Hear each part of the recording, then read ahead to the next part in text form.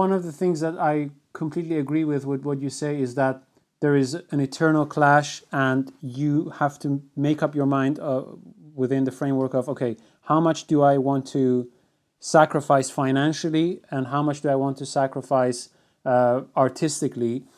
And it brings me into the idea of how does a client, for example, decide based on that, knowing that, what tailors to go for, and how can they navigate knowing that the tailor will always have some sort of a compromise somewhere, and then have that balanced out with their financial status and just the branding status of a company.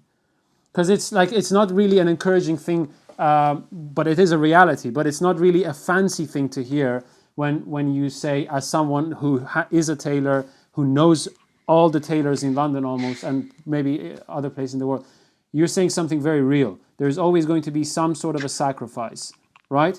That is true. That is true. Yeah, absolutely. Whereas when you look at branding things, it's like, we never compromise. We never do this. We always use the best quality of the right.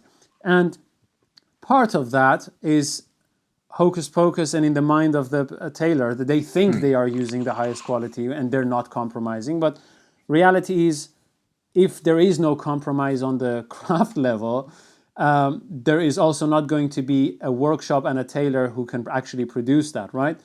How does a client deal with that, you think? How do they navigate through that? Trial and error, which is the worst form of navigating through it. When you hear stories of, I went here and I didn't go back, it's always heartbreaking. Both for the tailor who's tried their best to achieve that balance, and it hasn't worked out for them, and they haven't managed to keep the client. And let's be frank here. This isn't a case of, is someone good enough or not to make a garment? It's a balance that has been chosen and that hasn't worked out for someone in particular. But also it's I think there's a lot of miseducation with regards to clients coming in for the first time and not realizing quite how much the garments aren't what they imagined them to be. You know, the idea that because I've gone from buying a £1,000 suit to buying £5,000 suit, that I should expect it to be 5 times better. I mean, it's just not going to happen. And why not? And why not? Because it's a very fine detail that you're pointing out there. Why is paying 5 times? Not going to make it back. For the reasons of sort of balance that we were talking about, and also an increase in the quality of ready-to-wear garmenting,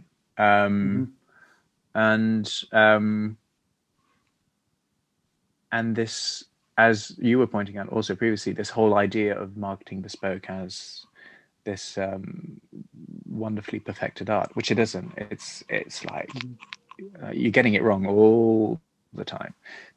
So to sell it as the be all and end all, I think is raising the bar to the point where you, as a tailor, can't meet the expectations that the clients have developed.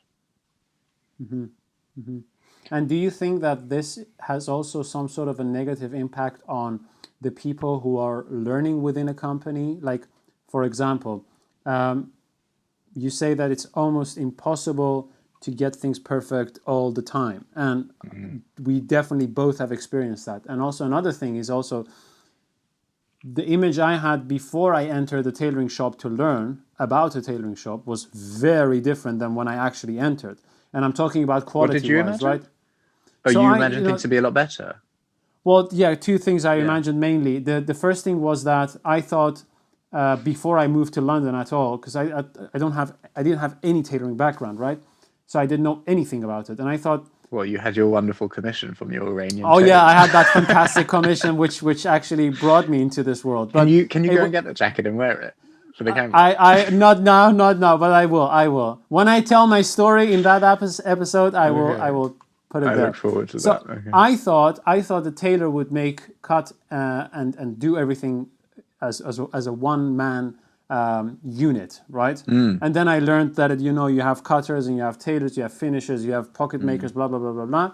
So that was one thing that I thought, oh, that's weird because it doesn't make sense to me how you can split up a craft in two and then long term expect the craft as one to develop, right? It's as if you say, look, I'm going to be a painter, but you do the pencil drawings and I do the colorations. And that could work absolutely perfect, right? If you have your specialization and I have mine, we can split up the work. But then I don't know how we are contributing to painting as one. You know what I mean?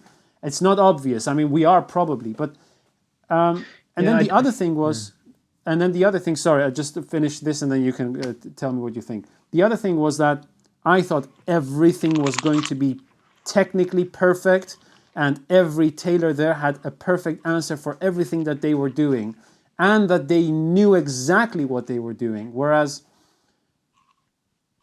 slowly I thought, okay, this person didn't know this, but if they don't know this, then what else do they not know? Or sometimes you see, oh, they actually know this, but then another person says that that's wrong. And then you get this network of conflicting perspectives and ideas and also technical approaches. But you tell me what you think of all of that experience that you had. So on sectioning the work side, yeah, I hadn't even thought about it before I realized that there were coat makers and waistcoat makers and finishers and cutters. And that the cutter's name was above the door, and you had even people in there that were just there for selling. Like it hadn't dawned on me to even consider that. But what's your view on sectioning now? Interesting question. I think it has some merits. I think it depends on what the function is of the sectioning. If it's productivity only, it can be very good to have things in sections. But I think you don't think that it has merit in terms of raising the quality of the garment? Oh yes, definitely, okay. It can. Yeah, 100%. Yeah, 100%. The things that I think it has a lot of merits. Like you say, it allows people to specialize in one thing. It speeds them up. It allows them to innovate around the same thing and perfect it technically, but also aesthetically. It reduces a lot of production time, which is only to the benefit of the company and perhaps the customer. And to the client. Yeah, exactly. If they are able to reduce their prices. And I think it really allows mastery to happen a lot quicker. Only if there is some sort of a level of rotation. Because, yeah, you can make pockets for 5 years straight up, one after the other. And you can be perfectly happy with that and actually make a very good living. I remember Valentine was like, yeah, some pocket makers have a house or two. Maybe you should consider that, right? And at the same time, I think, well, at some point, you have to be really routinized in your mind and passionate maybe even about making just one thing to be able to sustain that. And I think, personally, I prefer an environment where, you can choose to do sectional work, but there has to be some sort of a element of change. Maybe 2 years, 1 year, 6 months, you do one thing, but then you move on to the other so that you become a capable artisan that can do many things at a very high level. Because, and the reason for that, you would say why? Because would be, personally, I'd like to see more tailors who have mastered multiple levels. I get very disappointed when I see or when I engage in a conversation with tailors where they have a level of specialty and they're really good at something, but at the same time, they haven't completely mastered their craft as a whole just because they are lacking certain perspectives and experiences on certain levels.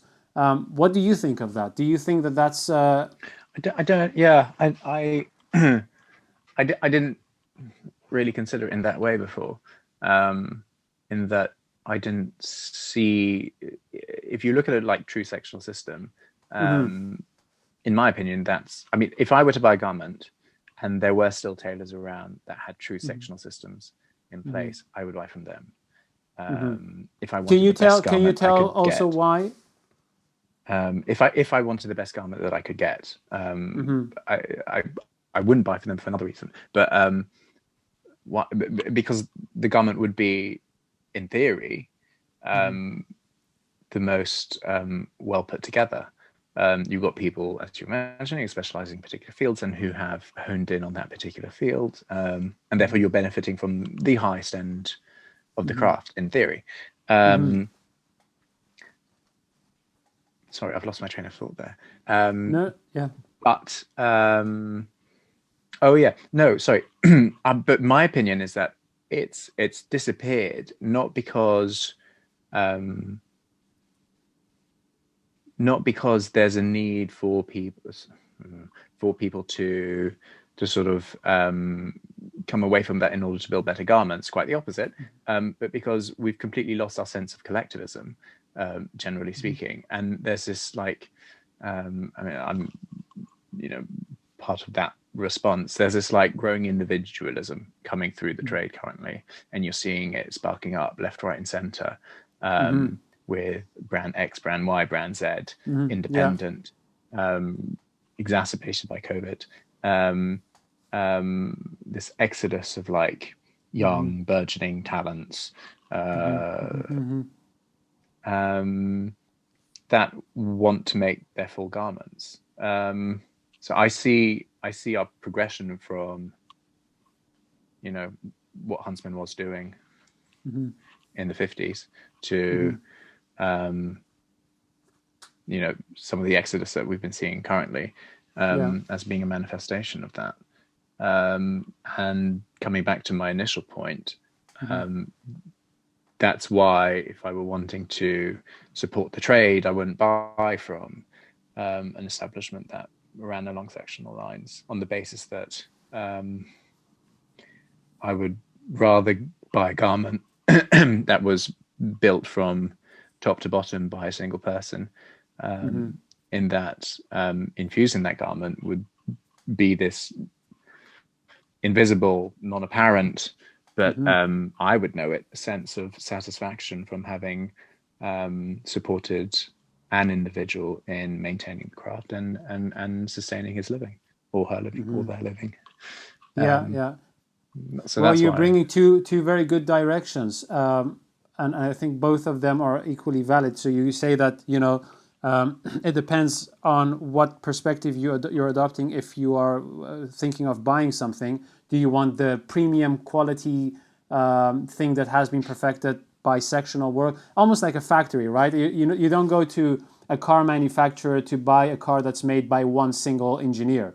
You just go for something that has been perfected, and everyone is specialized in the thing that they do, and hopefully they can bring it together. And then the other perspective is, if I would want to support the artisan and the community of the artisans, I would go to the individual artisan, right? What do you think on a side note, for different reasons, it can now be argued that the individual artisan is actually making a better garment nowadays. Without wanting to go any further on the point, but just to mention that, I think that's an arguable fact.